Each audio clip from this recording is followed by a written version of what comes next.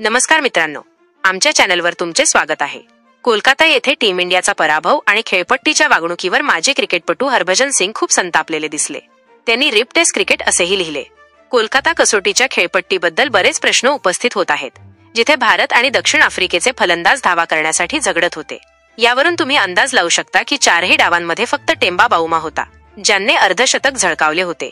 हरभजन सिंग इतके भडकले की त्यांनी रिप टेस्ट क्रिकेट असेही लिहिले। फक्त हरभजन सिंगच नाही, तर अनेक दिग्गजांनी या खेळपट्टीवर प्रश्नचिन्ह उभे केले आहे। इंग्लंडचे माजी क्रिकेटपटू मायकल वॉन यांनीही याला बेकार पिच म्हटले। ॲरॉन फिंचनेही यावर प्रतिक्रिया दिली।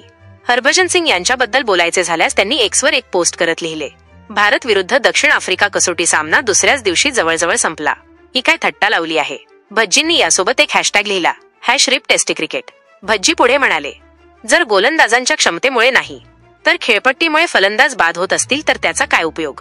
ज्या प्रकारे क्रिकेट खेळले जात आहे, 2.5 दिवसात सामना संपत आहे, हे पाहणे वाईट आहे।